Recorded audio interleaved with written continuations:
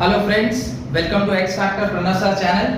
आज हमारा जो इलेक्ट्रिक पोटेंशियल और कैपेसिटेंस जो पार्ट था उसमें हम लोगों ने इलेक्ट्रिक पोटेंशियल वाला पूरा पार्ट कंप्लीट कर दिया था और आज मेरा 7th लेक्चर है इस पर्टिकुलर चैप्टर का, जिसमें आज हम लोग कैपेसिटर के बारे में पढ़ेंगे या कैपेसिटेंस पार्ट के बारे में पढ़ेंगे। एक्चुअली ये जो पूरा आपका चैप्टर है वो दो पार्ट में डिवाइडेड है, एक है इलेक्ट्रिक पोटेंशियल और दूसरा है कैपेसिटेंस। तो अब हम लोग कैपेसिटेंस के बारे में समझते हैं। कैपेसिटर क्या होता है, कैपेसिटर से जो रिलेटेड प्रॉपर्टी है उसको क्या कहते हैं और वो किन किन पैरामीटर्स के ऊपर डिपेंड करता है, व्हाट आर द फैक्टर्स, कितने प्रकार के कैपेसिटर होते हैं, और ये तमाम तरह की बातें आज हम लोग इस क्लास में करने जा रहे हैं। अगर इस चैनल के आप न्यू हैं तो प्लीज मेरे चैनल को सब्सक्राइब करिए। अगर मेरे वीडियोस आपको अच्छे लग रहे हैं, आपको पढ़ने में अच्छा लग रहा है तो प्लीज इसे लाइक करें सेशन को और ज्यादा से ज्यादा इसे शेयर करें सो दैट कि आपके साथ साथ और लोग भी इससे बेनिफिटेड हो पाए। सो प्लीज ज्यादा से ज्यादा इसे शेयर करिए, ज्यादा से ज्यादा लाइक करिए सो दैट कि हम लोगों को मोटिवेशन मिले कि मैं आपको इसी प्रकार से सारे लेक्चर्स प्रोवाइड करता हूं और आप तक जो भी मेरे अंदर नॉलेज है वो मैं पहुंचा सकूं। ठीक है, तो चलिए आज का सेशन चेक करते हैं। उसके अंदर सबसे पहला जो पार्ट है that is capacitor and its principle. तो हम सबसे पहले आज देखेंगे कि कैपेसिटर किसे कहते हैं, उसका प्रिंसिपल क्या है, what is the principal on which capacitor works. Second जो टॉपिक है that is types of capacitor. कितने प्रकार के कैपेसिटर होते हैं, तो एक होता है पैरेलल प्लेट कैपेसिटर, दूसरा होता है स्फेरिकल कैपेसिटर, तीसरा होता है सिलेंड्रिकल कैपेसिटर। हमारे सिलेबस में जो कैपेसिटर हमें पढ़ना है वो स्पेसिफिकली सिर्फ कौन सा पढ़ना है, पैरेलल प्लेट कैपेसिटर, इसलिए हमने अगला हेडिंग डाला है पैरेलल प्लेट कैपेसिटर। तो सिर्फ हमें पैरेलल प्लेट कैपेसिटर के बारे में पढ़ना है। उसके अंदर डेरिवेशन ऑफ कैपेसिटेंस, C की क्या वैल्यू होती है वो हमें चेक करना है। अब जहां कहीं कैपेसिटर है वहां पर लीकेज ऑफ चार्ज ऑब्वियस है, होता ही है, तो लीकेज ऑफ चार्ज के बारे में पढ़ना है। कुछ कंडीशंस होती हैं जिसके ऊपर वो लीकेज होता है, वो कंडीशन समझना होगा।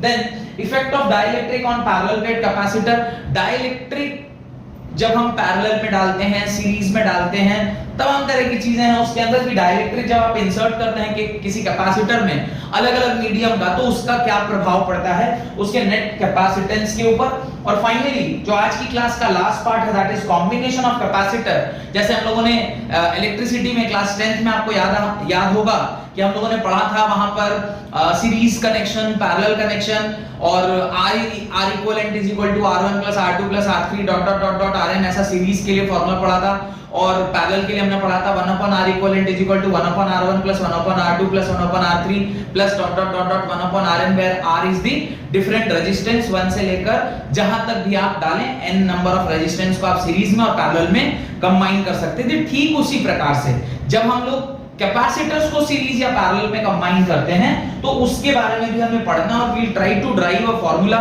हम लोग डेरिवेशन करेंगे उस फार्मूला का कि अगर मुझे इक्विवेलेंट कैपेसिटेंस निकालना है जब चीजें सीरीज में दी गई हैं या पैरेलल में दी गई हैं, तो वो भी आज की क्लास में हम लोग करेंगे। तो चलिए एक एक करके इन सारे टॉपिक्स को पढ़ते हैं। उसके अंदर जो हमारा पहला पार्ट है that is capacitor and its principle, उसके बारे में जानते हैं, बहुत जरूरी है। सबसे पहली चीज जो आपको जाननी चाहिए वो ये है कि हम कैपेसिटर कहते किसको है, व्हाट इज कैपेसिटर। देखिए कैपेसिटर क्या है। कैपेसिटर अगर मैं एकदम लेमन्स लैंग्वेज में आपको समझाऊं तो कैपेसिटर सिंपली एक एनर्जी स्टोरिंग डिवाइस है। अब आप बोलेंगे सर एनर्जी स्टोरिंग डिवाइस, ये तो बैटरी होती है। बैटरी एनर्जी को स्टोर करता है और फिर उसे हम रीयूज करते हैं, क्योंकि आपने पढ़ा होगा केमिस्ट्री में जो, या फिर पढ़ेंगे शायद इलेक्ट्रोकेमिस्ट्री नामक एक चैप्टर आप पढ़ते हैं, उसके अंदर आप पढ़ते हैं कि all the energy stored, the chemical energy is converted into electrical energy with the help of battery.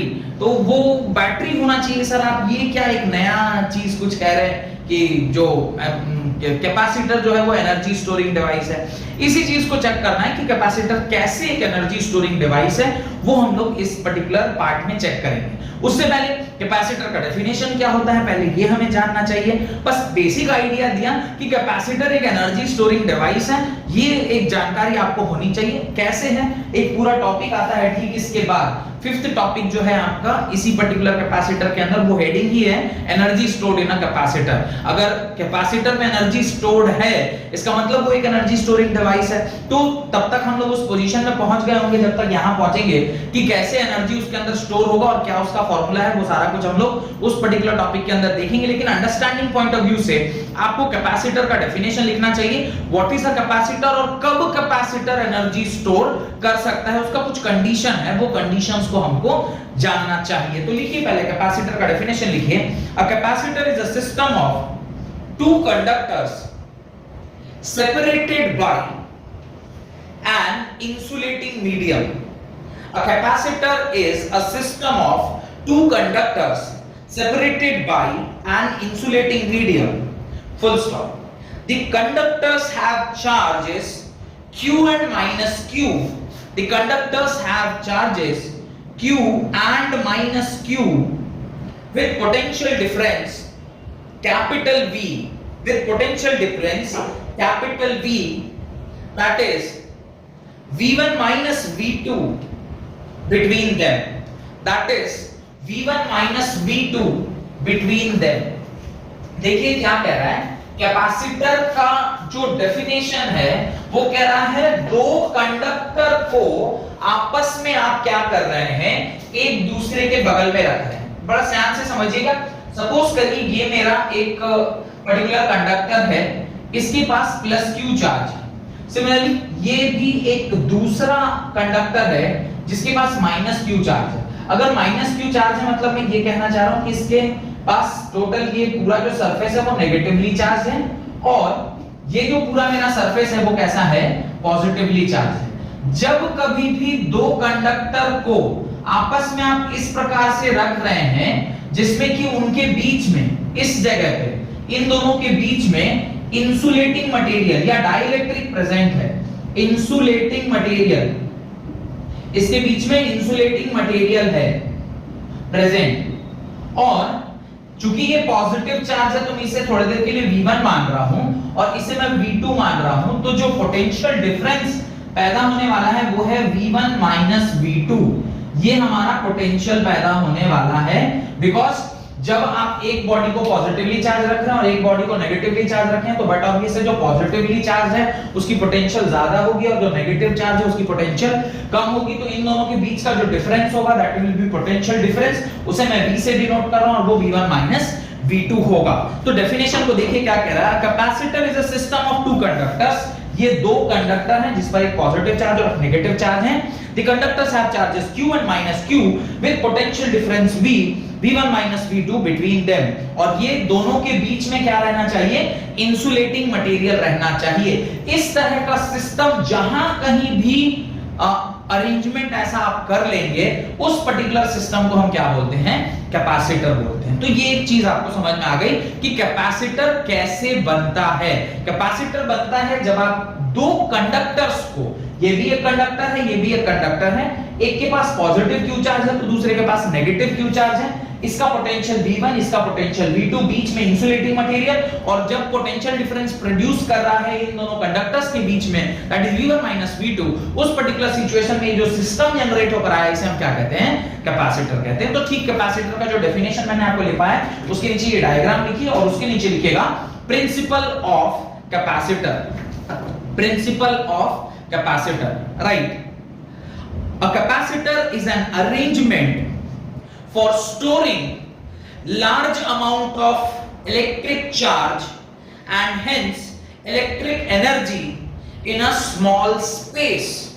देखिए बहुत ही इंपॉर्टेंट बात प्रिंसिपल के माध्यम से हमें समझ में आ रहा है कि capacitor is an arrangement for storing large amount of charge and hence electrical energy in a small space.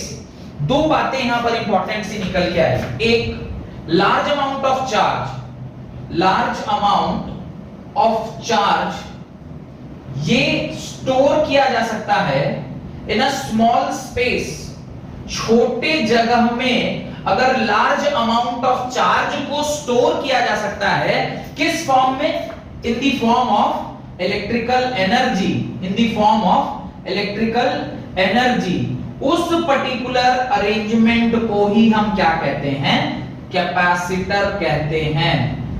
Capacitor कहते हैं, ये एक अरेंजमेंट है, इसी को हम क्या कहते हैं, कैपेसिटर कहते हैं। The principle of capacitor is the arrangement in which large amount of electric charge is stored in the form of electrical energy in a very small space। छोटी सी जगह पर इलेक्ट्रिकल एनर्जी को आप स्टोर कर रहे हैं in the form of charge. इस तरह के अरेंजमेंट को ही हम क्या कहते हैं, कैपेसिटर कहते हैं। जो यहां पर हमें क्लियरली दिखाई दे रहा है कि ये एक पर्टिकुलर कंडक्टर है जिसके अंदर बहुत ज्यादा चार्ज को स्टोर किया गया है in the form of electrical energy. और वो इलेक्ट्रिकल एनर्जी क्या होती है, उसका डेरिवेशन क्या है, उसका फॉर्मूला क्या है, हम लोग आगे चल के पढ़ेंगे। पर छोटी सी जगह पे जब बहुत ज्यादा चार्ज की मदद से इलेक्ट्रिकल एनर्जी को स्टोर किया जाता है, that particular device is known as capacitor. तो इसका कैपेसिटर किसे कहते हैं ये मेरे ख्याल से आपको समझ में आ गया होगा। उसके बाद आप एक छोटा सा वहां पर वो लिखें, हेडिंग डालें, टाइप्स ऑफ कैपेसिटर। तो मूलतः हमारे पास तीन ही प्रकार का कैपेसिटर होता है। पहला पैरेलल प्लेट कैपेसिटर, दूसरा स्फेरिकल कैपेसिटर और तीसरा सिलिंड्रिकल कैपेसिटर। तो लिख लें, टाइप्स ऑफ कैपेसिटर में तीन पार्ट लिखें। पहला पैरेलल प्लेट कैपेसिटर, दूसरा स्फेरिकल कैपेसिटर एंड तीसरा सिलिंड्रिकल कैपेसिटर। मैं तीनों तो हमारे सिलेबस में नहीं है, पर थोड़ी थोड़ी जो जानकारी है उसके बारे में मैं आपको जरूर दूंगा। उससे पहले आप एक स्टेटमेंट लिखें उसके बाद, right. If the potential difference V is the work done per unit positive charge in taking a small test charge from the conductor 2 to conductor 1 against the field, then V is proportional to the charge। देखिए क्या कह रहा है, समझते हैं उसको। कह रहा है कि अगर इस पॉइंट से, इस पर्टिकुलर कंडक्टर से एक चार्ज Q, ये एक चार्ज Q को अगर मैं यहां से यहां ला रहा हूं, अब आप देखिए क्योंकि ये पॉजिटिव चार्ज है तो फील्ड का डायरेक्शन क्या होगा, from positive to negative. The direction of field will be from positive to negative, वो हमेशा भी पॉजिटिव टू नेगेटिव होता है। अब जब फील्ड का direction is from positive to negative और उस पॉजिटिव टू नेगेटिव में एक Q चार्ज को आप इस जगह से उठाकर यहां पर लेकर आ रहे हैं, तो ऑब्वियसली आपको वर्क करना पड़ेगा। क्यों वर्क करना पड़ेगा, क्योंकि ये एक नेगेटिवली चार्ज बॉडी है, ये एक पॉजिटिवली चार्ज बॉडी है। और अगर आप यहां से किसी चार्ज को यहां लेकर आ रहे हैं तो you need to do work, आप उसके लिए अगेंस्ट काम करना पड़ेगा। तो वो जो काम है, डबल W जो होता है वो किसके बराबर होता है, जो पोटेंशियल का डेफिनेशन था वो क्या था, V is equal to W by Q के बराबर। Work done in bringing a unit positive charge from a particular point two, तो वहां पे इंफिनिटी था, पर यहां पर इंफिनिटी नहीं है। आप इस कंडक्टर से इस कंडक्टर जब एक चार्ज लेकर आ रहे हैं, तब उसके बीच का जो पोटेंशियल V है, तो जो वर्क डन किया जा रहा है उसके बारे में हम बात कर रहे हैं। अगर ऐसा है तो वो कह रहा है कि जो पोटेंशियल है वो प्रोपोर्शनल क्या होता है, Q के प्रोपोर्शनल होता है। स्टेटमेंट देखिए, if the potential difference V is the work done per unit positive charge in taking a small test charge from conductor 2 to conductor 1 against the field, then V is proportional to Q। V जो है वो किसके proportional है, Q के proportional है। और अगर V और Q आपस में प्रोपोर्शनल है, ये V क्या है, V is potential difference। ध्यान रखिएगा, V is what, V is potential difference। तो हम कह सकते हैं कि ये जो Q by V का रेशियो है ये क्या होगा, कांस्टेंट होगा। और ये जो Q by V का रेशियो जो कांस्टेंट हम बता रहे हैं, इसी Q by V के रेशियो को हम क्या बोलते हैं, कैपेसिटेंस बोलते हैं। यानी capacitance is the ratio of charge and the potential difference. अब इसके अंदर जो चार्ज स्टोर्ड है उस चार्ज का पोटेंशियल डिफरेंस के साथ जो रेशियो है दैट इज ओनली कैपेसिटेंस। और ये क्या रहता है, ऑलवेज कांस्टेंट होता है। तो उसके नीचे लिख लीजिए, the ratio Q by V is constant, the ratio Q by V is constant. और ये दोनों लाइनें उसके नीचे लिख लीजिएगा, Q by V is equal to constant and this Q by V is known as C, और this constant C is known as capacitance of the capacitor। The constant C is called as capacitance of the capacitor। ठीक है, उसके नीचे note डालकर एक बात लिखिए, right. Capacitance C depends on shape, size and separation of the system of conductors। बहुत बहुत बहुत इंपॉर्टेंट बात क्या कह रहा है, ये जो कैपेसिटर है ये किन चीजों के ऊपर डिपेंड कर रहा है। तो पहला जो ये कैपेसिटेंस डिपेंड करता है वो किसके ऊपर डिपेंड करता है, शेप के ऊपर डिपेंड कर रहा है। दूसरा साइज के ऊपर डिपेंड कर रहा है। और तीसरा perhaps it is depending on the separation, दोनों के बीच का जो सेपरेशन है, separation between the capacitor, separation between the conductors, दोनों कंडक्टर के बीच में जो दूरी है उन चीजों के ऊपर डिपेंड कर रहा है। एक उसका शेप, दूसरा साइज, तीसरा सेपरेशन। तीनों को मैं इंडिपेंडेंटली अलग अलग से समझा देता हूं। व्हाट इज शेप, शेप के बेसिस पे हमने कंडक्टर को डिफाइन किया था। Parallel plate capacitor, cylindrical capacitor, spherical capacitor. तो शेप तो हो गया कि वो किस शेप का है। Size is the area, area कितना है। मैं पैरेलल प्लेट बोलूं तो ये पैरेलल अगर प्लेट है तो इसका एक एरिया है, और बड़ा होता तो इसका और बड़ा एरिया होता, छोटा होता तो छोटा एरिया होता। तो साइज मींस एरिया, इनडायरेक्टली वो एरिया बोल रहा है। और तीसरा सेपरेशन बिटवीन दी कंडक्टर्स, इन दोनों के बीच का सेपरेशन कितनी दूरी पर है। अगर मैं बोलूं सेपरेशन को जनरली डी से डिनोट करते हैं बोलो, तो सेपरेशन कितना है इन दोनों के बीच की जो दूरी है वो छोटे डी से डिनोट किया जाता है। तो ये इस प्रकार से आप देख सकते हैं कि जो कैपेसिटर है वो इन्हीं तीनों फैक्टर्स के ऊपर डिपेंड करता है। एक है शेप के ऊपर, एक है साइज के ऊपर, और तीसरा है सेपरेशन बिटवीन दी कंडक्टर, दोनों के बीच की जो दूरी है उसके ऊपर डिपेंड करता है। द यूनिट ऑफ कैपेसिटर लिखिए, the unit of capacitor is farad. The unit of capacitance is farad. Farad किसे कहते हैं, farad is the unit of capacitor. तो 1 फैराड इज इक्वल टू होता है 1 coulomb, 1 coulomb by 1 volt. Because farad जो unit है वो डिफाइन किया जाता है इन terms of charge and potential difference. तो 1 farad is equal to coulomb per volt. तो 1 farad is equal to 1 coulomb by 1 volt के बराबर होता है। Farad is the unit. ये जो कैपेसिटेंस की वैल्यू है इसका जो यूनिट होता है वो तो फैराड होता है, पर जनरली जो कैपेसिटेंस की वैल्यू हम लोग यूज करते हैं वो म्यू फैराड के टर्म्स में यूज करते हैं। और म्यू का मतलब होता है 10⁻⁻⁶ का ऑर्डर। अब आपके मन में डाउट आ रहा होगा कि सर ये 10⁻⁻⁶ का ऑर्डर हम लोग क्यों लेते हैं। पहला मैं 2-3 बातें यहाँ पर क्लियर करना चाहता हूँ कि जो कैपेसिटर है इसकी वैल्यू अगर हम 1 फैराड लेते हैं तो क्या दिक्कत आएगी। सर आप कह रहे हैं 10⁻⁻⁶ का ऑर्डर लेना चाहिए, या फिर 10⁻⁹ का ऑर्डर लेना चाहिए, या फिर 10⁻⁻12 का ऑर्डर लेना चाहिए। ये 3 ऑर्डर का ही कैपेसिटर हम लेते हैं, या कैपेसिटेंस वैल्यू वाला कैपेसिटर लेते हैं, या तो 10⁻⁶ यानी म्यू फैराड, या फिर नैनो फैराड, या फिर पिको फैराड। ये इसके सब मल्टीपल्स हैं। अगर हम फैराड लेंगे तो क्या दिक्कत होगा, इसको एक क्वेश्चन की मदद से हम लोग समझेंगे after discussing the derivation of capacitance for a parallel plate capacitor. वो पढ़ने के बाद मैं आपसे एक क्वेश्चन बताऊंगा।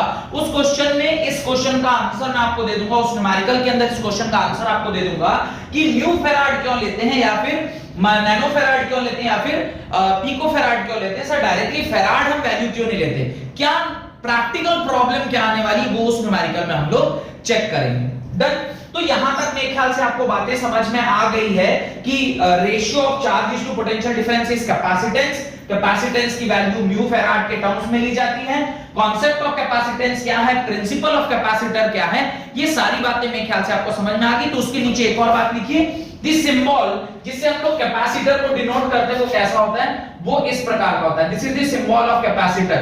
ये कैपेसिटर को डिनोट करने का सिंबल है। तो लिख लीजिएगा capacitor is denoted by a symbol this. और ये जो कैपेसिटर है इसको हम लोग फिक्स्ड कैपेसिटर बोलते हैं, या फिक्स्ड कैपेसिटेंस वाला कैपेसिटर बोलते हैं। तो कैपेसिटर बेसिकली 2 प्रकार का होता है, एक फिक्स्ड कैपेसिटर होता है और एक वेरिएबल कैपेसिटर होता है। तो इस तरीके से जब आप बताएंगे ना, तो ये जो कैपेसिटर आपने बनाया है, ये जो कैपेसिटर आप बनाएंगे इसको हम लोग वेरिएबल कैपेसिटर बोलते हैं। वेरिएबल कैपेसिटर मतलब इसकी वैल्यू जो है वो वैरी करती है। ठीक उसी प्रकार से जैसे हम लोगों ने रेजिस्टेंस में भी देखा था, एक होता है फिक्स्ड रेजिस्टेंस, एक होता है वेरिएबल रेजिस्टेंस। वेरिएबल रेजिस्टेंस को रियोस्टैट के नाम से जानते हैं, और फिक्स्ड रेजिस्टेंस याद आ रहे हैं, थोड़ा बहुत हम लोग क्लास 10th में पढ़े हुए हैं। इस तरह से जब लोग बनाते थे तो ये सिंपल रेजिस्टेंस होता था, और इस प्रकार से जब बना के और उसके बीच में यूं इस तरह डाल देते थे तो उसको हम लोग वेरिएबल रेजिस्टेंस या रिहोस्टैट के नाम से भी जानते थे। तो ये रेजिस्टेंस की कहानी है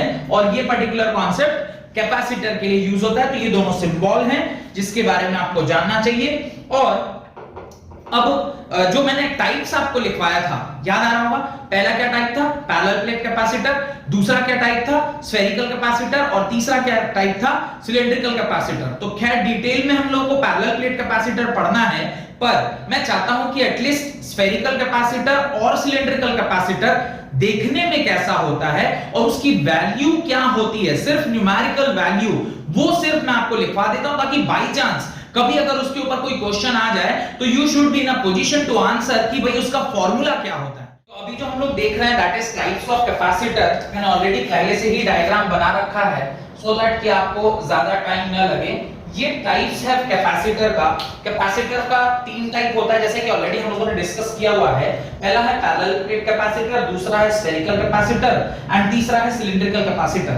एज सच जो हमारे सिलेबस में है वो सिर्फ इसी के बारे में हमें डिटेल में पढ़ना है, पर मैं चाहता हूं कि at least you should have an idea about the spherical as well as cylindrical capacitor. Cylindrical capacitor आपने देख भी रखा होगा, आपके अगल-बगल में भी वो सिलिंड्रिकल कैपेसिटर आपको देखने को मिलता है, और जो पुराना ट्यूब होता था उसमें भी हमने इस तरह का कैपेसिटर देखा हुआ है जहां पर कि सिलिंड्रिकल कैपेसिटर यूज में आता है। देखते हैं स्फेरिकल कैपेसिटर और पहले पैरेलल प्लेट कैपेसिटर देखते हैं। पैरेलल प्लेट कैपेसिटर क्या है, देखिए ये दो प्लेट्स हैं। एक्चुअली ये 3 डायमेंशनल स्ट्रक्चर है, 3D स्ट्रक्चर है, जहां पर प्लेट्स जो है वो कुछ इस प्रकार से रखे हुए हैं। प्लेट जो है वो कुछ इस प्रकार से रखे हुए हैं कि ये दो मेरे जो ये पाम है ये इस प्रकार से प्लेट्स रखे हुए हैं। तो उसको मैं बोर्ड पर बनाऊंगा तो ऐसा ही बनेगा ये। तो इस तरह से जब प्लेट्स आपस में एक दूसरे को फेस करके रखे हुए हैं तो उसका जो क्रॉस सेक्शनल एरिया है वो A है। A is the cross sectional area, ये इसका क्रॉस सेक्शनल एरिया है। और जो डिस्टेंस उन दोनों के बीच में दी गई है दैट इज D, ये इन दोनों के बीच का डिस्टेंस है, डिस्टेंस बिटवीन दी कैपेसिटर। तो जब हम लोग इसका फार्मूला, ये वैसे तो हम लोग डिराइव करेंगे इसका फार्मूला कि कैपेसिटर की वैल्यू क्या आती है, वो डेरिवेशन के बाद आता है C = ε0 A/T। ये देखेंगे ε0 लिखने का मतलब है the value between the insulating material, जो इसके बीच में वो क्या है, वैक्यूम है। वैक्यूम या एयर भी आप कंसीडर कर सकते हैं कि हवा भी होती है तो उसका भी ε0 वैल्यू ही ले लेते हैं क्योंकि बहुत थोड़ा सा डिफरेंस आता है उसके बीच में। और जो ε0 की वैल्यू होती है ये तो आप शायद आपको पता ही है, ε0 होता है 8.85 × 10⁻⁻12, और जो वैल्यू उसकी जो यूनिट उसके लिए हम यूज करते हैं वो यूनिट क्या है, the unit is coulomb square newton inverse metre square inverse. ये पर्टिकुलर वैल्यू हम लोग यूज करते हैं। तो खैर बहुत डिटेल में इसके बारे में भी हम लोग पढ़ेंगे कि पैरेलल प्लेट कैपेसिटर क्या होता है और भी सारी चीजें, पर सिर्फ ये फार्मूला ध्यान रखिएगा और पैरेलल प्लेट कैपेसिटर देखने में कैसा होता है वो देखना है। सेकंड, स्फेरिकल कैपेसिटर क्या है, ये एक्चुअली देखकर आपको रिंग की तरह लग रहा है पर एक्चुअली ये रिंग है नहीं, ये दो स्फेयर्स हैं, एक छोटा स्फेयर है और एक उसके ऊपर एक बड़ा स्फेयर है, इस तरह का एक स्फेयर है, और उन दोनों स्फेयर का रेडियस RA और RB दिया हुआ है, और दोनों का जो डिफरेंस ऑफ रेडियस है दैट इज डेल्टा R, तो डेल्टा R = RB - RA। तो इसका जो कैपेसिटर होता है हमारे सिलेबस में नहीं है, पर मैं चाहता हूं कि एटलीस्ट ये एक्सप्रेशन आपके पास होना चाहिए कि कल को अगर मान लीजिए कोई न्यूमेरिकल, छोटा मोटा न्यूमेरिकल अगर इसके ऊपर पूछा भी जाए तो आप उस कंडीशन में होने चाहिए कि आप उसका आंसर दे पाए। तो कैपेसिटर जो है वो 4πε0 RA RB - RA, ये एक्चुअली लिखा हुआ है 1/RA - 1/RB, तभी वो दोनों का एलसीएम आया होगा और फिर वो ऊपर गया होगा। डन। तीसरा जो है वो लिखा हुआ है सिलिंड्रिकल कैपेसिटर।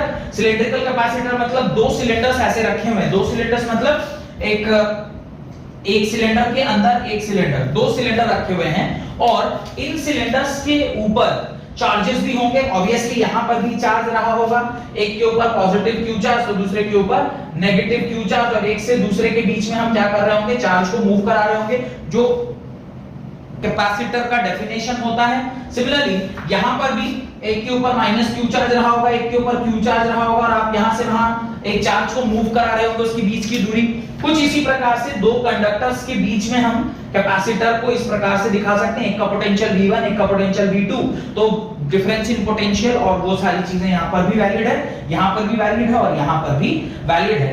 इसका जो फॉर्मूला होता है कैपेसिटर का होता है 2 pi epsilon not L where L is the length of the capacitor, ln Rb by Ra where Rb is the radius of bigger cylinder and Ra is the radius of smaller cylinder जो कि अंदर की ओर है। तो कुल मिलाकर ये types of capacitor जो आपको जानना चाहिए, उसमें जो ये पहला वाला है that is parallel plate capacitor, इसको काफी डिटेल में लिखेंगे तो आप क्वेश्चन लिखिए, हेडिंग डालिए parallel plate capacitor, write the heading as parallel plate capacitor, write. Parallel plate capacitor consists of two thin conducting plate, each of area A, held parallel to each other at a suitable distance small d. Full stop. One of the plate is insulated and the other is earth. One of the plate is insulated and other is earth. And there is a vacuum between these plates, and there is a vacuum between these plates. दोनों plate के बीच में क्या है? Vacuum है। Vacuum इसलिए बोल रहे हैं क्योंकि वहां पे एप्सिलॉन नॉट यूज होगा, इसलिए वैक्यूम बोल रहे हैं। अगर एयर होता तो k times epsilon not use करते, जो कि ऑलरेडी आप जानते हैं डाइलेक्ट्रिक कांस्टेंट बोलते हैं, या मैं रिलेटिव परमिटिविटी भी उसको बोलता हूं। अब देखिए दो पैरेलल प्लेट कैपेसिटर हैं, ध्यान से समझिएगा। ये हमारा एक प्लेट है और ये हमारा दूसरा प्लेट है। दोनों प्लेट्स के बीच में यहां पर वैक्यूम है। यहां पर क्या है? वैक्यूम है। सेकेंड वाला जो प्लेट है इसको हम लोगों ने क्या किया है, सेकेंड वाला प्लेट का जो इस तरफ वाला एंड है, यानी ये वाला जो एंड है, इसको हम लोगों ने क्या कर दिया है? अर्थ कर दिया है। अर्थ करने का मतलब कि आप जब कभी भी उसको कोई चार्ज देंगे तो उसका जो पीछे वाला प्लेट के ऊपर चार्ज कभी भी डेवलप नहीं होगा, वो क्या हो जाएगा? अर्थ हो जाएगा। ये भी एक कंडक्टर है, ये भी एक कंडक्टर है। इसका जो क्रॉस सेक्शनल एरिया है दैट इज कैपिटल ए। इसका जो क्रॉस सेक्शनल एरिया है इस कैपिटल ए, तो दोनों का एरिया सेम ले रहे हैं, इसलिए ये भी कैपिटल ए है तो ये भी कैपिटल ए। यहां से इसकी जो दूरी है, डिस्टेंस बिटवीन द कैपेसिटर, ये जो डिस्टेंस बिटवीन द कैपेसिटर है वो क्या लिया गया है? d लिया गया है। इन दोनों प्लेट्स के बीच की दूरी क्या है? d है। इसको अगर आप पॉजिटिवली चार्ज दे रहे हैं, this plate is getting positively charge, तो इसके अंदर वाले एंड पर जो चार्ज डेवलप होगा वो क्या चार्ज होगा? नेगेटिव चार्ज होगा। और इस प्रकार से कैपेसिटर का जो डेफिनेशन है, कैपेसिटर का क्या डेफिनेशन है? कैपेसिटर का डेफिनेशन है कि दो कंडक्टर, एक पर पॉजिटिव क्यू दूसरे पर नेगेटिव क्यू, जो पॉजिटिव क्यू है उसके ऊपर पोटेंशियल क्या रहना चाहिए? V1, और जो दूसरा वाला है उसमें potential V2, where V is what? Differencing potential, that is V1 minus V2। अगर ऐसा कहीं पर भी सिचुएशन क्रिएट हो जाए और उन दोनों के बीच का जो मीडियम है वो क्या होना चाहिए? इंसुलेटिंग मीडियम होना चाहिए। ऐसा कहीं पर भी अरेंजमेंट अगर बन जाए तो उसे हम क्या कहते हैं? कैपेसिटर कहते हैं। और इस केस में क्योंकि जो कैपेसिटर है वो किन चीजों से मिलकर बना है?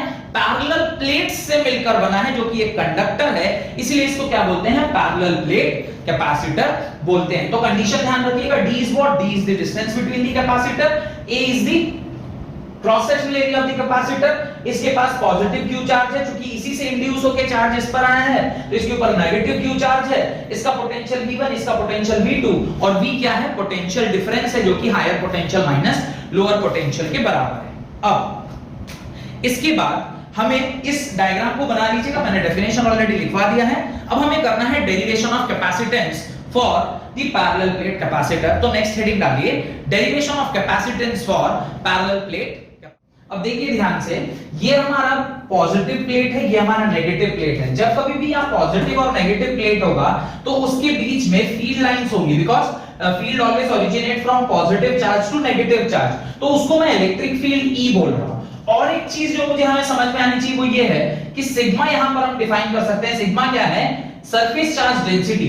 ये तो हमें पहले भी पता है कि सिग्मा क्या होता है? सरफेस चार्ज डेंसिटी होता है। This is surface charge density. तो sigma is surface charge density, जो कि Q by A के बराबर, because charge is spread on this particular area. Capital A जो हमारा एरिया था उसमें चार्ज जो है वो क्या है? स्प्रेड है। तो ये चार्ज पर यूनिट एरिया, इसलिए हमें उसे सिग्मा से डिनोट करते हैं। अब देखते हैं हमें इसका डेरिवेशन, काफी सरल सा डेरिवेशन है इसका, ध्यान से देखिएगा तो तुरंत समझ में आ जाएगा।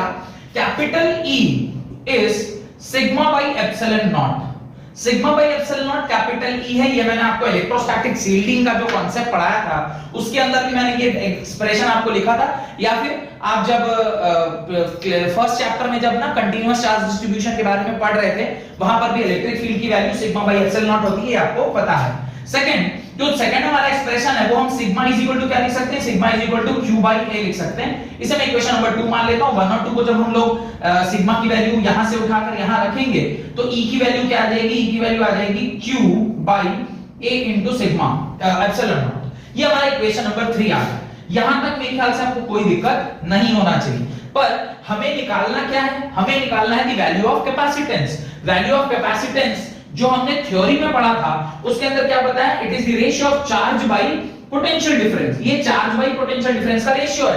तो देखिए हमारे पास चार्ज तो निकल के आ गया पर पोटेंशियल डिफरेंस का एक्सप्रेशन नहीं है। अब पोटेंशियल डिफरेंस का एक्सप्रेशन हम इलेक्ट्रिक फील्ड D और V के टर्म्स में निकाल सकते हैं। देखिए ये चूंकि हमारा पोटेंशियल क्या हायर पोटेंशियल पर है बॉडी, ये लोअर पोटेंशियल पर है, तो उसके बीच में इलेक्ट्रिक फील्ड है और there is a relationship between electric field and potential. Electric field और पोटेंशियल के बीच का जो रिलेशनशिप है वो है electric field is equal to V by D।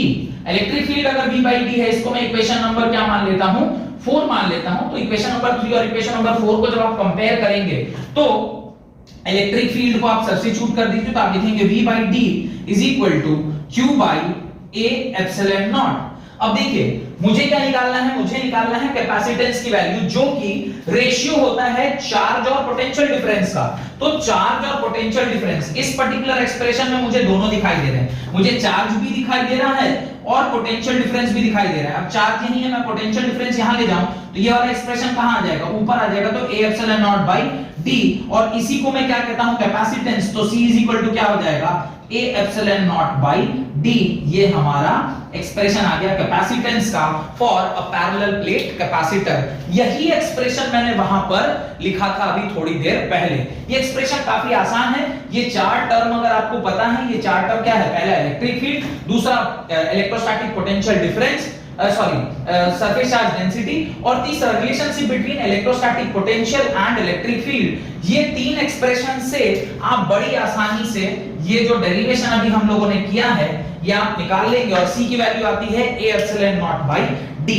अब देखिए ध्यान से समझना हमें ये चाहिए कि जो हमारा कैपेसिटेंस है वो किन-किन फैक्टर्स के ऊपर डिपेंड कर रहा है। तो अभी थोड़ी देर पहले मैंने आपको लिखवाया था the capacitor depends upon 3 factors, shape, size and separation between them. Shape का तो मैंने आपको बता दिया, on the basis of shape 3 प्रकार के कैपेसिटर थे, एक पैरेलल प्लेट कैपेसिटर था, एक स्फेरिकल कैपेसिटर था और एक सिलिंड्रिकल कैपेसिटर था। तो शेप के बेसिस पे 3 प्रकार के कैपेसिटर होते हैं। सेकंड जो उसने बोला था वो कहा था क्रॉस सेक्शनल एरिया या साइज। साइज क्या होगा उसका, साइज मतलब क्रॉस सेक्शनल एरिया। तो आप देख सकते हैं कि कैपेसिटेंस जो है वो directly proportional to cross sectional area. तो आप लिख सकते हैं capacitor is directly proportional to cross sectional area. ये आपका फर्स्ट पॉइंट है। और सेकंड पॉइंट जब आप देखिएगा तो capacitance is inversely proportional to the distance between them. यानी अगर किसी सिस्टम का कैपेसिटेंस ज्यादा होना है तो उस सिस्टम का क्रॉस सेक्शनल एरिया ज्यादा होना चाहिए और उसके बीच की जो दूरी है वो कम से कम होनी चाहिए। और यही प्रॉपर्टी, ये जो कैपेसिटेंस का वैल्यू है यही बताता है। ये हम लोगों ने स्टार्टिंग ऑफ द क्लास में आज कैपेसिटर का जब प्रिंसिपल पढ़ रहे थे तो उसमें क्या लिखा था, capacitor is an arrangement in which a huge quantity of charge या large quantity of charge is stored in the form of electrical energy in a very small space। small space क्यों, क्योंकि ये डिस्टेंस काफी कम है। काफी कम मतलब कुछ mm में ये डिस्टेंस होता है। mm मतलब मिलीमीटर, 1 मिलीमीटर, 2 मिलीमीटर, 3 मिलीमीटर, ये कई बार मिलीमीटर भी पॉइंट में ले लेते हैं, 0.25 मिलीमीटर। इतना कम डिस्टेंस में आप क्रॉस सेक्शनल एरिया उसका अगर सेंटीमीटर्स में भी ले लेते हैं तो वो ह्यूज अमाउंट ऑफ चार्ज को वहां पर क्या कर सकता है, स्टोर कर सकता है। अभी एक छोटे से एग्जांपल से हम लोग देखेंगे कि कैसे छोटा सा कैपेसिटर कितनी ज्यादा चार्ज को एक्यूमुलेट कर पाता है। और मैंने आपसे थोड़ी देर पहले कहा था कि न्यूमेरिकल करेंगे जिसमें हम ये पता करेंगे कि हम लोग जो कैपेसिटेंस की वैल्यू है वो 10⁻⁻6 या फिर 10⁻⁻9 या फिर 10⁻⁻12 फैराड के टर्म्स में क्यों लेते हैं। ये बात मैंने आपसे कहा था कि इसको हम लोग जस्टिफाई करेंगे। Why we are not taking the capacitance value as 1 farad और 2 farad, ये हम लोग क्यों नहीं लेते हैं। क्वेश्चन लिखिए, what is the area of the plate of a 2 farad parallel plate capacitor given that the separation between the plate is 0.5 centimeter, 0.5 centimetre, full stop. बहुत बहुत बहुत ही सरल सा क्वेश्चन दिया गया है। मैं इसी जगह पर कहीं पर इसे सॉल्व कर देता हूं। ये तो क्वेश्चन ही था, मैं ये डेरिवेशन को मिटा रहा हूं। इसी डेरिवेशन की जगह पे सिर्फ ये एक्सप्रेशन हम लोग रख लेते हैं और यहीं पे हम लोग कोशिश करते हैं पता करने की कि क्या वैल्यू आ रही है। देखिए आपको क्वेश्चन में क्या क्या दिया हुआ है। आपको क्वेश्चन में दिया है दी वैल्यू ऑफ सी दिया हुआ है। आपको क्वेश्चन में सी की वैल्यू दी गई है 2 फैराड। डन। उसके बाद उसने plate given the separation between 0.5, आपको डी भी दिया हुआ है 0.5 सेंटीमीटर। आपको सेपरेशन बिटवीन दी प्लेट्स भी दे दिया। अब उसने हमसे पूछा है कि बताओ भाई एरिया क्या होगा। अब देखिए आप कैपेसिटेंस का फार्मूला क्या जानते हैं। कैपेसिटेंस का फार्मूला होता है area into epsilon naught by D. Capacitance is 2 farad, 2 farad is equal to cross sectional area हमें नहीं पता इनटू इसकी वैल्यू मैंने आपको लिखवाई थी 8.85 इनटू 10⁻⁻12 होल डिवाइडेड बाय, ये सेंटीमीटर में दिया हुआ है। सेंटीमीटर को जब हम मीटर में बदलेंगे तो 0.5 इनटू 10⁻⁻2 का ऑर्डर आएगा। यहां से जब आप वैल्यू को सॉल्व करिएगा तो एरिया जो सॉल्व करके आता है वो आता है 1130 किलोमीटर स्क्वायर, 1130 किलोमीटर स्क्वायर। अब देखिए ये बड़ा ही माने इम्प्रैक्टिकल टाइप का एक वैल्यू आ गया। कह रहा है अगर 2 फैराड कैपेसिटेंस मुझे चाहिए तो उसके लिए जो cross sectional area of plate होना चाहिए वो कितना होना चाहिए 1130 किलोमीटर स्क्वायर के ऑर्डर का। अब आप सोचिए इतना बड़ा एरिया का प्लेट, मतलब ये तो ऑलमोस्ट मतलब पूरा आधा भारत हो गया। The distance between the Kanyakumari to Jammu Kashmir is 3200 और ऑलमोस्ट इसका 1/3 है, यानी आधा से थोड़ा कम भारत का जो एरिया है उतना बड़ा प्लेट जब हम लेंगे तो उसके अंदर 2 फैराड आपका एनर्जी स्टोर होगा। होप कि ये जो मैंने बताया कि 1 फैराड या 2 फैराड हम क्यों नहीं लेते हैं ये आपको समझ में आ गया। अब इसी की जगह पर अगर मैं 10⁻⁻6 फैराड लेता तो 10⁻⁻6 फैराड होता तो देखिए कुछ यहाँ पे कट जाता, माइनस वो सब कट जाता और जो वैल्यू आपकी आती वो कुछ सेंटीमीटर स्क्वायर के टर्म में आती। Once you are getting the value in terms of centimetre square 10⁻³ 10⁻⁴ ऐसा कुछ मिल रहा है, then it is okay, we can get a particular value जो कि मीटर स्क्वायर सेंटीमीटर स्क्वायर में आंसर आएगा तो हम लोग उसके बराबर का साइज का प्लेट बना सकते हैं। Sometimes it is metre square also, हम वो भी बना लेंगे। लेकिन जब आप कह रहे हैं 1130 किलोमीटर स्क्वायर इतना बड़ा प्लेट असंभव है, बहुत मुश्किल है बनाना। डन। तो होप कि क्यों हम लोग 10⁻⁻6 10⁻⁹ या 10⁻12 फैराड का वैल्यू लेते हैं कैपेसिटर का, ये अब अच्छे से आपको क्लियर हो गया होगा क्योंकि ये काफी नॉट प्रैक्टिकल टाइप सिचुएशन है जहां पर 1130 किलोमीटर स्क्वायर इतना बड़ा प्लेट बनाकर उस पे अगर हम चार्ज स्टोर करेंगे तो प्रैक्टिकली पॉसिबल नहीं हो पाएगा। ठीक है, लगे हां तो एक काम और करिए, एक और क्वेश्चन लिखिए। Right the next question, a parallel plate capacitor has plate area 25 centimeter square and a separation of 2 mm between the plates. The capacitor is connected to a battery of 12 volt. Find first point the charge on the capacitor and the plate separation, and question number 2, the plate separation is decreased to 1 mm. Question number 2, the plate separation is decreased to 1 mm. Find the extra charge given by the battery to the positive plate. The extra charge given by the battery to the positive plate. देखिए बहुत सरल सा question है, काफी आसानी से आप लोग चाहें तो इसे बना सकते हैं। पहला पार्ट, 2 पार्ट में क्वेश्चन डिवाइडेड है, एक एक करके समझते हैं।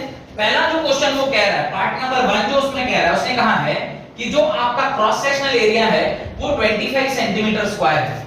25 सेंटीमीटर स्क्वायर अगर आपको क्रॉस सेक्शनल एरिया दिया हुआ है तो इसे सबसे पहले आपको क्या करना चाहिए, मीटर स्क्वायर में बदल लेना चाहिए।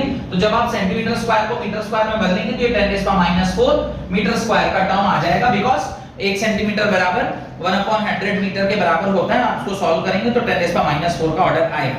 अब डिस्टेंस जो है वो कितना दिया गया है, डिस्टेंस d जो है वो पहले केस में दिया हुआ है 2 mm के बराबर। 2 mm के बराबर अगर डिस्टेंस दिया हुआ है तो जब आप उस डिस्टेंस को मीटर में बदलेंगे तो 10⁻³ का ऑर्डर आएगा, तो आप लिखेंगे 2 × 10⁻³ मीटर के बराबर। अब उसने इसको किसके साथ कनेक्ट किया है, 12 वोल्ट बैटरी के साथ कनेक्ट किया है और आपसे चार्ज ऑफ द कैपेसिटर पूछ रहा है। देखिए एक फार्मूला तो ये हमें पता है कि कैपेसिटर किसके बराबर होता है, कैपेसिटर बराबर होता है A × ε0/d के। अब ध्यान से देखिए ε0 की वैल्यू हां मुझे पता है, A की वैल्यू हां मुझे पता है, D की वैल्यू हां मुझे पता है, ये तीनों तो पता है, लेकिन मुझे क्या चाहिए, मुझे चाहिए Q। पर आपको क्या फॉर्मूले में C दिया हुआ है, तो क्या मैं Q और C से रिलेटेड कोई फॉर्मूला जानता हूं? हां मैं एक दूसरा फॉर्मूला जानता हूं, C = Q/V के बराबर। तो यहां से C की वैल्यू मैं लिख सकता हूं ना Q/V, तो यहां मैं लिखता हूं Q/V = A ε0 × d। और मुझे क्या पूछा है, चार्ज पूछा है, तो A ε0/d × V कर दूंगा तो मेरा आंसर आ जाएगा। अब सारी वैल्यूज को आप वहां पर क्या कर दीजिए, पुट कर दीजिए। जैसे ही आप सारी वैल्यूज को वहां पर पुट करेंगे तो आपका आंसर निकल कर आ जाएगा। यहां देखिए एरिया क्या लिखना है, 25 × 10⁻⁴ into ε0 की वैल्यू 8.85 × 10⁻12। वोल्टेज कितना है, 12 होल डिवाइडेड बाय डिस्टेंस जो दिया गया था वो था 2 × 10⁻³ और अब जो चार्ज आप निकाल के आएगा इसको सॉल्व करके वो आ रहा है 1.33 × 10⁻10 1.33 × 10⁻10 कूलम। इतना चार्ज उसके ऊपर जनरेट उस पर्टिकुलर सिस्टम में प्रेजेंट था। 1.33 × 10⁻10 कूलम।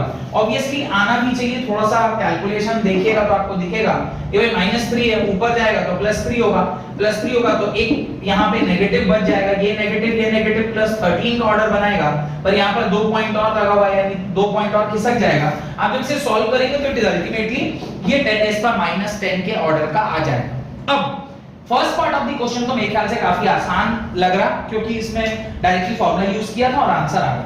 अभी मैंने डायग्राम भी बनाया है, डायग्राम भी बना देता हूं सो दैट कि समझ में आए कि सेकंड पार्ट में भाई साहब ने क्या बोला है। अब देखिए इन दोनों के बीच की जो दूरी थी वो थी 2 mm, क्रॉस सेक्शनल एरिया जो था वो 25 सेंटीमीटर का था और जो हमने इसके बीच में पोटेंशियल लगाया था वो 12 वोल्ट का था। आपसे पूछा था बताओ इसके ऊपर, इस प्लेट के ऊपर चार्ज Q जो है वो कितना है। अब कह रहा है सेकंड केस में कि हम लोग जो ये दूरी है इसको क्या कर रहे हैं, घटा दे रहे हैं, keeping all other parameters constant. Area अभी भी 25 सेंटीमीटर है, चार्ज अब आपको पता चल गया कि चार्ज कितना है और 12 वोल्ट का सप्लाई है। बस सिर्फ हमने इस बार क्या किया है, जो इनके बीच की दूरी थी उसको अब कितना कर दिया, 1 mm कर दिया, यानी d का वैल्यू हमने चेंज कर दिया। यही उसने कहा है। अब वो पूछ रहा है कि find the extra charge given by the battery to the positive plate. कितना एक्स्ट्रा चार्ज पर्टिकुलर सिस्टम के ऊपर जाएगा। इसको सॉल्व करने के दो तरीके, एक वैसा तरीका जो जनरल स्टूडेंट के लिए, मैं बोलूं एवरेज स्टूडेंट के लिए जो बुद्धि कम लगा सकता है फॉर्मूला से सॉल्व कर सकता है, एक उसके लिए। दूसरा जो इंटेलिजेंट बच्चे हैं वो अब तक तो शायद आंसर भी लेके आ गए होंगे, पर मैं चाहता हूं कि फॉर्मूला ना सोच के आप वो इंटेलिजेंट वाला कॉन्सेप्ट सीखिए। इंटेलिजेंट मतलब आप ये सोचिए कि Q कैपेसिटेंस और D के बीच में रिलेशनशिप क्या है, या मैं देखूं Q और D के बीच में रिलेशनशिप क्या है। देखिए मैंने इसलिए ये डायग्राम बनाया है ताकि आपको समझ में आए कि यहां पर भी V उतना ही था, यहां पर भी V उतना ही है, क्रॉस सेक्शनल एरिया अभी भी इतना है, अभी भी इतना ही है, यानी Q जो है, ध्यान से देखिए, ε0 is not changing, area is not changing and V is not changing। यानी मैं ये कह सकता हूं सेकंड पार्ट के सॉल्यूशन में कि Q is inversely proportional to D। Q कितना है, इनवर्सली प्रोपोर्शनल टू D है। अब ध्यान से देखिए, अगर Q inversely proportional to D है, D को हमने क्या कर दिया, आधा कर दिया, डिस्टेंस जो है उसको आधा कर दिया। अगर मैं इसे रिड्यूस करूंगा तो ये क्या हो जाएगा, चार्ज डबल हो जाएगा। क्योंकि ये आधा हुआ है तो ये क्या हो जाएगा, डबल हो जाएगा। इसका मतलब न्यू चार्ज जो अब प्लेट, जो अभी वाला जो प्लेट है उसके ऊपर जो चार्ज होगा वो इसका डबल हो जाएगा। तो न्यू चार्ज जो इस प्लेट पर डेवलप होगा वो किसके बराबर होगा? 2q के बराबर होगा। 2q मतलब 2 into 1.33 into 10⁻⁻10 कूलम के बराबर। इसको आप सॉल्व कीजिएगा, ये आ जाएगा 2.66 into 10⁻10 कूलम। पर आपसे ये नहीं पूछा है कि बताओ उसके ऊपर कितना चार्ज आया है, आपसे सवाल में पूछा गया है कि कितना एक्स्ट्रा चार्ज आया है। सवाल को पढ़िए, देखिए उसने बोला है find the extra charge given by the battery to the positive plate. पहले से इतना था, अब इतना हो गया, तो इसमें से इसको घटा देंगे तो एक्स्ट्रा चार्ज कितना बैटरी से मिला वो मिल जाएगा। तो एक्स्ट्रा चार्ज निकालने के लिए आपको क्या लिखना होगा? Extra charge from the battery. कहां से आएगा एक्स्ट्रा चार्ज?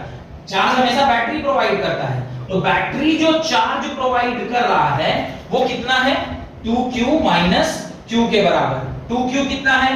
द 2q की value is 2.66 into 10⁻10 minus q पहले से कितना था? 1.33 into 10⁻10। इन दोनों को सॉल्व कीजिएगा तो वैल्यू आएगी 1.33 into 10⁻10 कूलम। ये आपका एक्स्ट्रा चार्ज आ गया और ये आपका क्या हो गया? आंसर हो गया। डन। तो इस प्रकार से कैपेसिटर के ऊपर हम लोगों ने दो न्यूमेरिकल भी देख लिया। पहला न्यूमेरिकल जो था वो just to give an idea कि किस अगर हम फेराड या 2 फेराड 5 फेराड ऐसी कोई वैल्यू लेते हैं तो वो उसके जो प्लेट्स की एरिया है, क्रॉस सेक्शनल एरिया, उसको किलोमीटर स्क्वायर्स के टर्म्स में बड़ा कर देता है, जो कि प्रैक्टिकली फिजिबल नहीं है। और दूसरा जो न्यूमेरिकल था वो ये समझने के लिए था कि किस तरीके से कैपेसिटेंस के बेस, पैरेलल प्लेट कैपेसिटेंस के बेस पे आपको क्वेश्चन पूछा जा सकता है। और चार्ज जो कैपेसिटर प्लेट पर आता है वो कहां से आता है? वो ऑलवेज बैटरी से ही पर्टिकुलर उस सिस्टम में डेवलप करता है।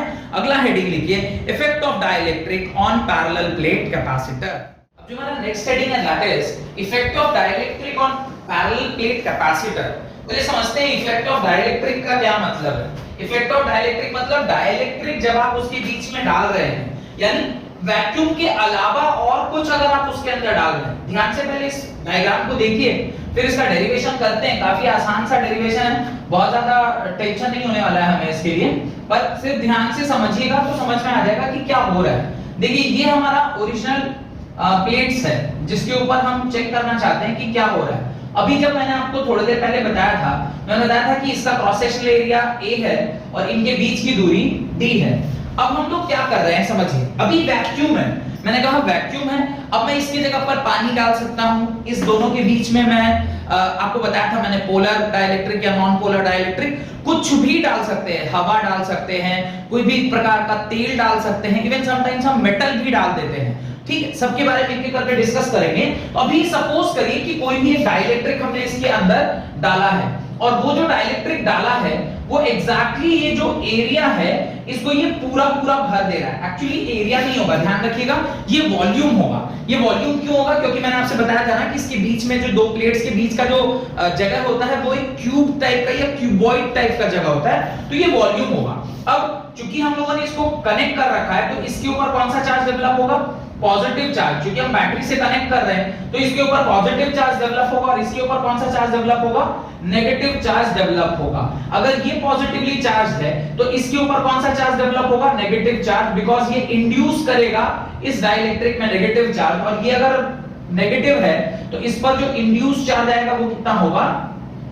पॉजिटिव चार्ज होगा। अगर मैं इसकी सरफेस चार्ज डेंसिटी, ये जो पर्टिकुलर प्लेट है इसकी सरफेस चार्ज डेंसिटी, तो इसको मैं सिग्मा बोल रहा हूं। सिग्मा मतलब सम q by cross sectional area A। इसको मैं क्या बोलूंगा? एक्चुअली बोलेंगे होगा तो सिग्मा p। सिग्मा p क्यों बोल रहा हूं? Charge density because of polarization. Polarization की वजह से चार्ज डेंसिटी डेवलप हुआ है। तो ओवरऑल अगर इस पर्टिकुलर सिस्टम पे ध्यान से देखिएगा, इस पर्टिकुलर सिस्टम पे अगर मैं नेट चार्ज देखना चाहूं, इस पर्टिकुलर सिस्टम पर नेट चार्ज मैं चेक करना चाहूं तो नेट चार्ज अभी मेरा क्या होगा? My net charge will be sigma minus sigma P के बराबर। Why it is minus sigma P? Because इस एंड पर जो चार्ज डेंसिटी है वो नेगेटिव चार्ज डेंसिटी है, तो ये आपका नेट चार्ज होगा जिसको मैं सिग्मा डैश बोल रहा हूं। Sigma dash is sigma minus sigma P के बराबर। अब इतना अगर मुझे समझ में आ गया है तो अब हम लोग डेरिवेशन को क्या करते हैं, स्टार्ट करते हैं। अब देखिए नेट इलेक्ट्रिक इफेक्ट, पहले मैं आपको बताऊं कि इलेक्ट्रिक फील्ड जो यहां पर प्रेजेंट होता है उसका फॉर्मूला क्या होता है, सिग्मा बाई एप्सिलॉन नॉट होता है। यहां तक तो मेरे ख्याल से कोई डाउट नहीं होना चाहिए। अब चूंकि इस पर्टिकुलर केस में जहां पर डाइलेक्ट्रिक पोलराइज हो चुका है, उस पोलराइजेशन की वजह से जो सरफेस चार्ज डेंसिटी है वो sigma dash by epsilon not होगा, और सिग्मा डैश को हम क्या लिख सकते हैं, sigma minus sigma P. Because ये पॉजिटिव चार्ज डेंसिटी था, ये नेगेटिव था, इसलिए हमने इन दोनों को क्या कर दिया, घटा दिया। तो नेट इलेक्ट्रिक फील्ड जो हमारा निकल के आ रहा है वो आ रहा है sigma minus sigma P by epsilon not. ये हमारा पहला एक्सप्रेशन है नेट इलेक्ट्रिक फील्ड का। ये किसका एक्सप्रेशन आ गया, नेट इलेक्ट्रिक फील्ड का एक्सप्रेशन हमें निकल के आ गया। Once we know the net electric field का वैल्यू, हम ये लिख सकते हैं कि जो पोटेंशियल अप्लाई किया गया है वो इलेक्ट्रिक फील्ड इनटू डी के बराबर है। तो पोटेंशियल जो हम लिखेंगे वो क्या लिखेंगे, ध्यान से देखिए, इलेक्ट्रिक फील्ड की वैल्यू इसको इक्वेशन नंबर 1 मानते हैं, इसको इक्वेशन नंबर 2। यहां पर देखिए ये सिग्मा माइनस सिग्मा पी, ये जो है वो सिग्मा माइनस सिग्मा पी जो है इसको मैं सिग्मा लिख सकता हूं, बिकॉज़ एक लाइन वहां पर ऐड करिए, right. Sigma minus sigma p is proportional to sigma, and therefore we can write sigma minus sigma p as sigma by k, where k is characteristics of dielectric, characteristic of dielectric।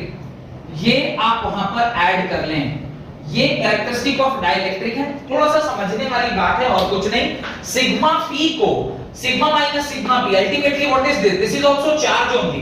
तो जो charge है उसको हम charge के term में ही define कर रहे हैं, तो आप सिग्मा डैश की जगह पर सिग्मा बाई के लिख सकते हैं, बिकॉज ये जो चार्ज डेंसिटी है वो लीनियरली डिपेंड कर रहा है किसके ऊपर, जो आपने original electric field E not लगाया था। ध्यान होगा आपको जब हम लोगों ने ये लेक्चर स्टार्ट किया था कैपेसिटेंस का, तो वहां पे मैंने आपको इलेक्ट्रिक फील्ड कैसे रिड्यूस करता है पोलराइजेशन से पहले मैंने आपको समझाया हुआ है। तो चूंकि जो चार्ज है, जो चार्ज डेंसिटी है वो directly proportional to electric field, वहां पर यही लाइन मैंने लिखवाया था कि charge density is directly proportional to electric field. तो वो इलेक्ट्रिक फील्ड के चूंकि डायरेक्टली प्रोपोर्शनल है, तो अब जो हम लोग डाल रहे हैं वो डाइलेक्ट्रिक डाल रहे हैं, तो ये डाइलेक्ट्रिक एक नया इलेक्ट्रिक फील्ड प्रोड्यूस कर रहा होगा। क्यों?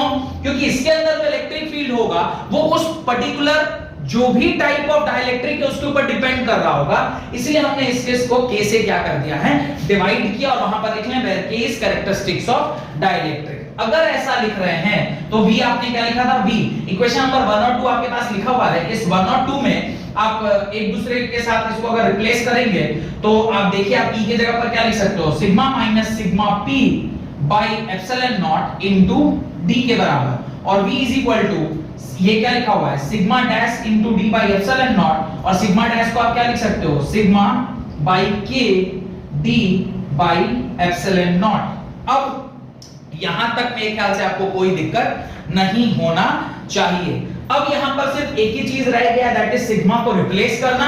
तो v is equal to sigma को आप क्या लिख सकते हो, charge per unit area, sigma को आप लिख दो charge per unit area into d k times epsilon not. ध्यान से देखिएगा q बाई v, इसी को हम कैपेसिटेंस कहते हैं, और q बाई v अगर कैपेसिटेंस है तो q बाई v अगर रख रहे हैं तो आपके पास क्या बचेगा, a k epsilon not by d, तो आप लिखोगे a epsilon not k by d, या इसको थोड़ा सा ठीक से लिखें तो आप लिखेंगे k times epsilon naught a by d। तो कैपेसिटेंस की वैल्यू क्या आ गई, k times epsilon naught a by d, where this k is characteristics of the dielectric। characteristics of the dielectric मतलब लास्ट क्लास में मैंने आपको बताया था कि अगर वो वैक्यूम है तो k की वैल्यू क्या होगी, 0 होगी। अगर वो कोई मेटल है तो उसकी k की वैल्यू बहुत ज्यादा होती है, कई बार 70 80 इस प्रकार की वैल्यू होती है। और 100% अगर कंडक्टर है, यानी मैं बोलूं अगर सुपर कंडक्टर टाइप का कुछ है, जैसे कि सिल्वर हो गया या फिर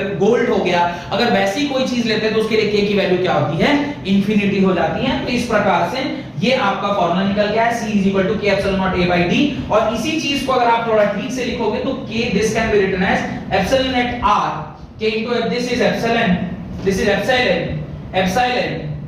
into A by D। ये epsilon naught से epsilon बन जाएगा। epsilon का मतलब होता है permittivity of that particular medium, और उस मीडियम का परमिटिविटी कितना होगा, K times epsilon naught time होगा। ये ऑलरेडी आपको फॉर्मूला पता होता है, where K is epsilon by epsilon naught। ये ऑलरेडी फॉर्मूला हम लोग लिख चुके हैं। अगर जैसा हमने ये फॉर्मूला लिखा है इसी प्रकार से कैपेसिटेंस के टर्म में भी लिखेंगे, क्योंकि C और ये जो कैपेसिटेंस और एप्सिलॉन डायरेक्टली प्रोपोर्शनल है, तो आप C by C naught भी लिख सकते हैं, where C naught is the value of capacitance in vacuum and C is the capacitance of value in that particular medium। तो जब कभी भी किसी पैरेलल प्लेट के अंदर कोई डाइइलेक्ट्रिक जाता है तो जो आपका जनरल फॉर्मूला है, आपका फॉर्मूला क्या है कैपेसिटेंस का, C is equal to epsilon naught A by D।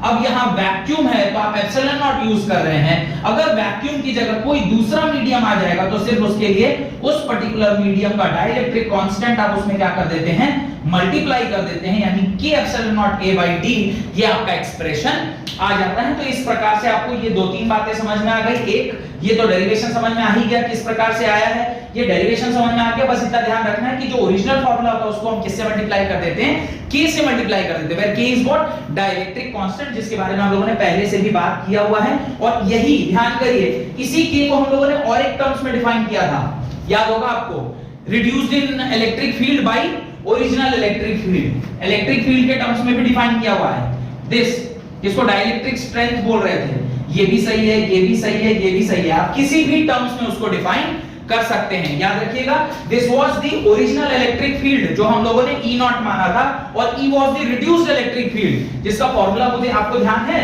आपने लिखा हुआ है E naught minus E in is equal to capital E के बराबर। ये भी आपको फॉर्मूला मैंने लास्ट क्लास में पढ़ाया था, ठीक है। तो इस प्रकार से जो effect of dielectric on parallel plate है वो आपको कॉन्सेप्ट समझ में आ गया कि आप डाइइलेक्ट्रिक जो डाल रहे हैं उसका क्या इंपैक्ट है। उसका इतना ही इंपैक्ट होता है कि जिस भी डाइइलेक्ट्रिक को आप डाल रहे हैं उसकी वैल्यू से आप उस पर्टिकुलर एक्सप्रेशन को क्या कर दीजिए, मल्टीप्लाई कर दीजिए, उसकी K की वैल्यू से आप उसको मल्टीप्लाई कर दीजिए और आपका आंसर आ जाएगा। अब यहां पर एक छोटी सी चीज और मैं आपको बताना चाहता हूं, कई बार क्या होता है, तो जो डाइइलेक्ट्रिक हम डालते हैं वो पूरा इस एरिया को कवर नहीं करता, थोड़ा सा एरिया कवर करे या आधा एरिया कवर करे, या फिर दो अलग अलग टाइप ऑफ डाइइलेक्ट्रिक आप डालते हैं। इस प्रकार से कई सारे क्वेश्चन आपके नीट में भी पूछे जाते हैं और आईआईटी में भी पूछे जाते हैं। तो वो नोट डालकर आप 3 पॉइंट में उस बातों को डिस्कस हम लोग कर लेते हैं, पहला पॉइंट, दूसरा पॉइंट और तीसरा पॉइंट। तो लिखिए, फर्स्ट पॉइंट लिखिए, जो आपका पहला पॉइंट है वो कि ये डेरिवेशन जो मैंने अभी आपको कराया है ये आपको समझ में आ गया होगा।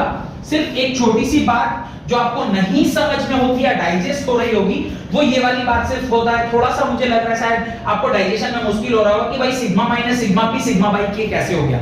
Sigma minus sigma P sigma by के इसलिए हो गया क्योंकि ये बोल रहे हैं वो लोग, यानी ये जो आपका बुक है वो कह रहा है for linear dielectrics we expect sigma P to be proportional to electric field. ये चूंकि प्रोपोर्शनैलिटी है तो कुछ प्रोपोर्शनैलिटी है तो उसको कुछ कांस्टेंट डालेंगे, तो हमने सिग्मा बाई के का टर्म डाल दिया। और ऑब्वियसली के इसलिए डाल रहे हैं क्योंकि के उस पर्टिकुलर मीडियम का डाइइलेक्ट्रिक है।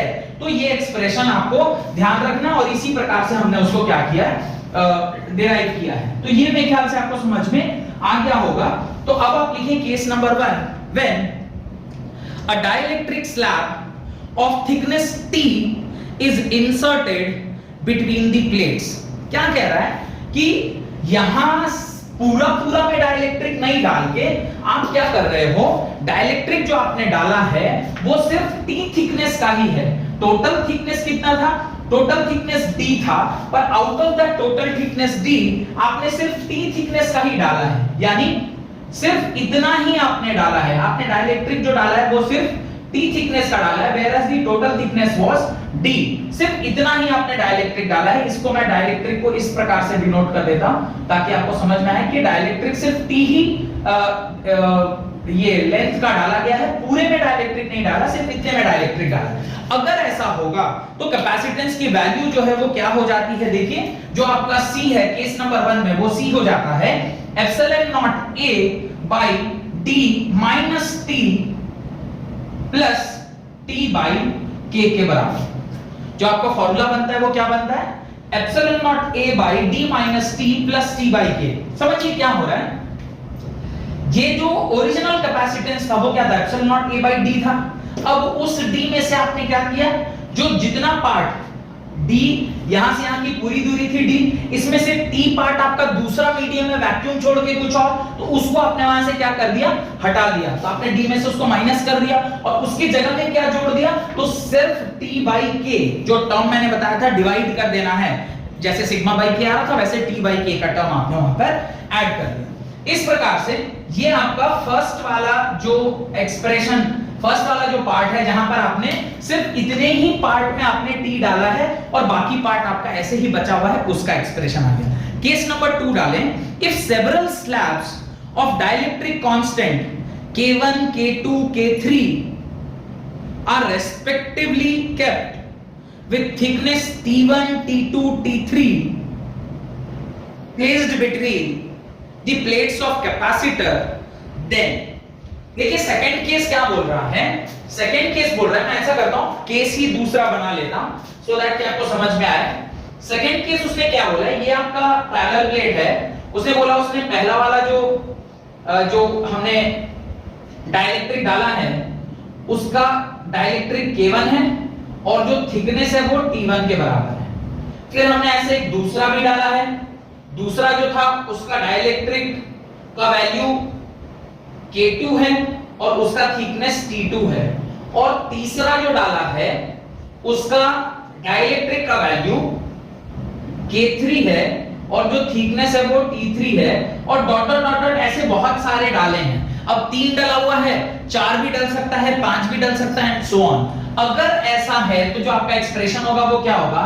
एप्सिलॉन नॉट ए बाई, देखिए टोटल यहां से यहां की दूरी कितनी थी? अल्टीमेटली दूरी तो d ही थी ना, उस d में से आप क्या माइनस करोगे? T1, T2, T3 ये सारा आपने माइनस कर दिया। T1, T2, T3 कहां तक माइनस किया? Tn तक माइनस कर दिया, डन। और उसकी जगह पर अब आप ऐड क्या करोगे? तो ऐड आप करोगे T1 by K1 plus T2 by K2 plus T3 by K3, T3 by K3 plus dot dot dot dot Tn by Kn। ये एक्सप्रेशन आप क्या कर दोगे? ऐड कर दोगे। तो ये आपका क्या निकल के आ जाएगा? कैपेसिटर निकल के आ जाएगा सेकंड वाले केस का, जहां पर आपको कई सारे जो डाइलेक्ट्रिक वाले अलग अलग डाइलेक्ट्रिक मीडियम उसके बीच में डाला गया जिसका thickness T1, T2, T3 dot dot dot dot, और जो डाइलेक्ट्रिक है वो भी अलग है, K1, K2, K3 dot dot dot dot. अब इसको जनरलाइज करना होगा तो बोलेंगे ये सारा एक ही डायमेंशन का, यानी T1 is equal to T2, value put कर लीजिएगा, आंसर आ जाएगा।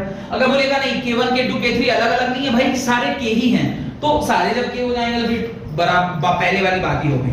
Next third point, if a metallic slab, ध्यान देखिएगा ये बहुत इंपॉर्टेंट है, if a metallic slab of thickness T is placed between the plate of capacitor, अगर मेटालिक स्लैब डाल दिया गया है थिकनेस T तो क्या होगा? देखिए थर्ड केस कह रहा है इन दोनों के बीच में एक डाइलेक्ट्रिक ना डाल के मेटालिक स्लैब डाल दिया गया है। ये जो है ये क्या है? मेटालिक स्लैब है। मेटालिक स्लैब मतलब उसका जो K का वैल्यू है वो क्या होगा? इंफिनिटी होगा। K का वैल्यू क्या हो जाएगा? इंफिनिटी। और थिकनेस क्या बोला है? T, और इसकी जो ओरिजिनल थिकनेस थी वो कितनी थी? D के बराबर थी। अब आपसे कह रहा है कि बताओ इस केस में क्या होगा? ये आपका केस नंबर 1 था, ये आपका केस नंबर 2 था, और अब केस नंबर 3 में कह रहा है कि अगर इस प्रकार का कुछ है तो बताओ एक्सप्रेशन के साथ क्या होगा? तो एक्सप्रेशन क्या हो जाएगा? Epsilon naught A by D minus T plus T by K। ध्यान से देखिएगा, अगर ये वाला टर्म इंफिनिटी होता है तो डिनोमिनेटर अगर इंफिनिटी है तो पूरा टर्म क्या हो जाएगा? 0 हो जाएगा, और कैपेसिटेंस की वैल्यू आएगी epsilon naught A by D minus T। ये आपका एक्सप्रेशन आ जाएगा epsilon naught A D minus T के बराबर। क्यों? क्योंकि ऑलरेडी K का टर्म क्या है? इंफिनिटी है, और डिनोमिनेटर इंफिनिटी होगा तो याद रखिएगा मेटालिक स्लैब के लिए, मेटालिक स्लैब मतलब जिसकी कंडक्टिविटी बहुत ज्यादा हाई होती है। ऑब्वियसली इंसुलेटर की जगह पे आप कंडक्टर डाल रहे हैं तो क्या करेगा, वो तो कंडक्ट करेगा ना। अब इंसुलेटर था तो वो कंडक्ट नहीं कर रहा था, कंडक्ट नहीं कर रहा था तो सिर्फ पोलराइज हो पा रहा था, जिसकी वजह से इलेक्ट्रिकल प्रॉपर्टी सिर्फ हो पा रही थी पर वो कंडक्ट नहीं कर रहा था। एकदम स्टार्टिंग में मैंने जहां पर डाइलेक्ट्रिक का डेफिनेशन बताया वहां यही बताया था ना कि इलेक्ट्रिकल प्रॉपर्टी उसमें दिखेगी लेकिन वो कंडक्ट नहीं करेगा। अब इंसुलेटर की जगह आप कंडक्टर डाल दोगे तो वहां पे डाइलेक्ट्रिक क्या, वो तो 100% कंडक्टर है, और कंडक्टर अगर है तो उसकी K की वैल्यू इंफिनिटी, और K की वैल्यू अगर इंफिनिटी होगी तो ऑब्वियसली कोई चीज जब इंफिनिटी से डिवाइड होता है तो उसकी वैल्यू 0 हो जाती है, इसलिए ये आपका एक्सप्रेशन आ गया। अगर बाय चांस ऐसा हो जाए कि हमने सिर्फ T नहीं डाला है, पूरे इसमें मेटालिक वो मीडियम डाल दिया, क्या होगा, 100% कंडक्ट करेगा तो कैपेसिटेंस की वैल्यू क्या हो जाएगी, कैपेसिटेंस की वैल्यू आप बताओ क्या होगी, 0 हो जाएगी। क्यों, कैपेसिटेंस की वैल्यू क्या हो जाएगी, कैपेसिटेंस की वैल्यू इंफिनिटी हो जाएगी। कैसे इंफिनिटी हो जाएगी समझिए, अगर मैं कह रहा हूं कि यहां पर ये इसको बढ़ा के, मैं बोल रहा हूं केस नंबर 4 है ये, हाँ केस नंबर 4 में अगर इसको बढ़ा दिया जाए और बढ़ा के इतना बड़ा कर दिया जाए, ये पूरा ही स्पेस हमने मेटालिक कंडक्टर से पुट कर दिया। अब ये पूरा स्पेस अगर मेटालिक कंडक्टर से घिर गया है तो अभी मैं एक्सप्रेशन क्या लिखूंगा, अभी मैं एक्सप्रेशन लिखूंगा, ये वाला मैं मिटा रहा हूं सो दैट कि मैं लिख पाऊं एटलीस्ट। ये वाला एक्सप्रेशन लिखने के लिए मैं ऐसा करता हूं, पहले ये वाले ऊपर वाला टर्म लिख देता हूं यहां पे, C is equal to epsilon naught A d minus T plus T by K। ये चूंकि इंफिनिटी हो गया तो ये वो जो पूरा टर्म है वो क्या हो गया, 0। तो इससे हमारा जो C आया वो कितना आ गया, epsilon naught A d minus T के बराबर। ये आपका थर्ड केस है। फोर्थ केस देखिए, C is equal to epsilon naught A, चूंकि ये ऑलरेडी हो चुका है तो मैं d माइनस, अब T की जगह पर मैं क्या लिख दूं, T तो क्या हो जाएगा, d ही हो जाएगा, यानी epsilon naught A by d minus d। d minus d मतलब ये नीचे वाला क्या हो गया, 0 हो गया।